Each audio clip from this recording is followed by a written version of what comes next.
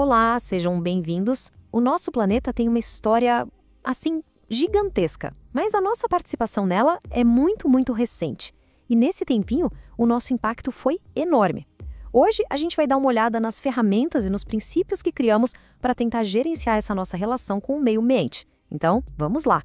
Para a gente conseguir entender a escala do nosso impacto, vamos a uma analogia que é sensacional: o ano Terra. Imagina só, toda a existência do nosso planeta, desde que ele se formou, compactada em 365 dias. E o que mais choca nessa linha do tempo é o quão tarde nós aparecemos para a festa. Pensa bem, a Terra surge no dia 1º de janeiro. A vida, aquela bem simplesinha, unicelular, só vai aparecer lá para março. Os dinossauros, que dominaram tudo, desaparecem um dia depois do Natal. E a espécie humana?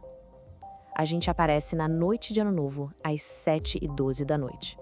Toda a nossa civilização, tudo que a gente conhece, aconteceu nos últimos segundos do último dia do ano. De repente, o tamanho do nosso impacto ganha uma outra perspectiva, não é verdade? Pois é, essa nossa chegada tardia, mas super impactante, nos leva direto ao problema central: a pressão gigantesca que a gente exerce sobre os sistemas do planeta. Vamos definir o que isso realmente significa.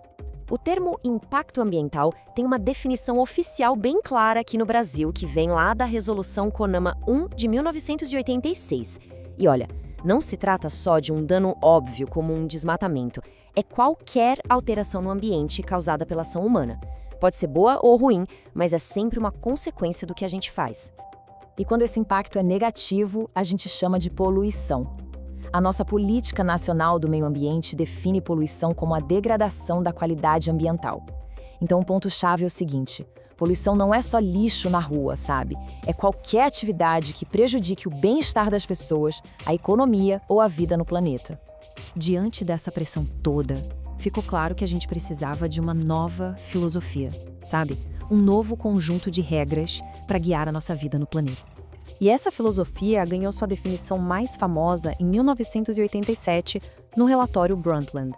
Essa é a definição clássica de desenvolvimento sustentável. A ideia central aqui é o equilíbrio. A gente atende às nossas necessidades hoje, claro, mas garantindo que quem vier depois também tenha recursos para atender às suas. É, no fundo, uma questão de justiça com o futuro.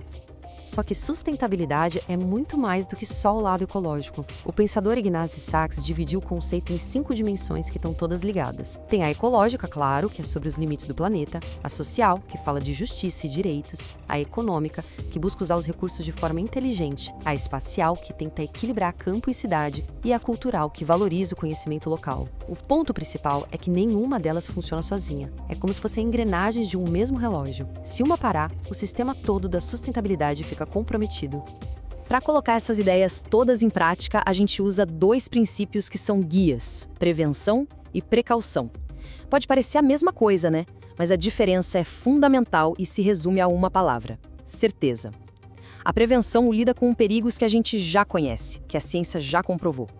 Agora, a precaução é tipo a nossa pólice de seguro contra o desconhecido. Mesmo que a ciência ainda não tenha 100% de certeza do estrago, se o risco parece grande, a gente age antes para proteger o meio ambiente. Com esses princípios na cabeça, foram criadas ferramentas bem concretas para transformar a filosofia em ação de verdade.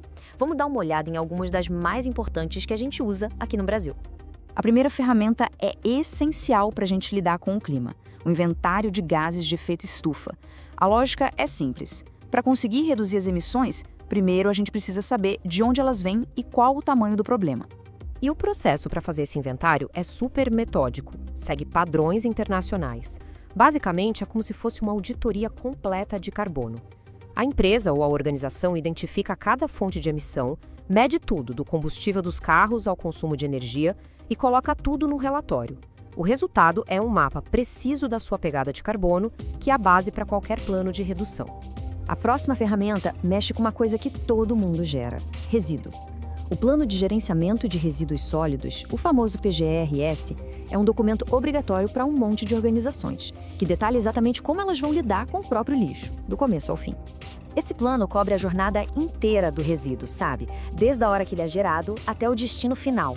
O segredo é um gerenciamento bem cuidadoso em cada etapa, começando pela separação correta lá na fonte, passando pelo tratamento, até a disposição final daquilo que não tem mais como reaproveitar. O objetivo é um só: garantir que o resíduo cause o menor impacto possível. Agora, a terceira ferramenta é super poderosa porque ela é preventiva: o licenciamento ambiental. É um processo que o governo usa para autorizar e controlar atividades que podem poluir, antes mesmo que elas comecem a funcionar. Pensa nesse processo como um semáforo de 3 fases para a segurança do meio ambiente. A licença prévia é o sinal amarelo. Ela olha a ideia e diz: ok, esse projeto parece viável nesse lugar. A licença de instalação é o sinal verde para começar a construir, mas seguindo todas as regras à risca. E a licença de operação só vem depois, quando está tudo checado e aprovado, aí sim, autorizando o início das atividades de forma segura. Todas essas ferramentas não são só burocracia, de jeito nenhum. Elas são a forma como um conceito muito maior, que conecta todo mundo, se torna realidade. Vamos ver como tudo isso se encaixa? Essas ações que a gente acabou de ver não acontecem de forma isolada. Elas estão totalmente alinhadas com as metas globais da ONU. Um bom plano de resíduos, por exemplo, ajuda a gente a chegar no ODS 12 sobre consumo responsável. O inventário de emissões é fundamental para o ODS 13 de ação climática. E o licenciamento ambiental ajuda a construir as cidades sustentáveis do ODS 11. E isso tudo nos leva a um dos conceitos mais importantes da nossa legislação ambiental: a responsabilidade compartilhada. A lei diz com todas as letras que todo mundo na cadeia de um produto, de quem fabrica até quem consome e quem recolhe o lixo, tem uma parte da responsabilidade. Não dá para dizer que o problema é do outro, o problema é nosso. E isso, claro, nos deixa com uma última reflexão. Se a responsabilidade é de todo mundo, das grandes empresas a cada um de nós, fica a pergunta: parando para pensar nas políticas públicas que a gente apoia e nos produtos que a gente escolhe no dia a dia, que papel cada um de nós realmente desempenha nesse grande sistema?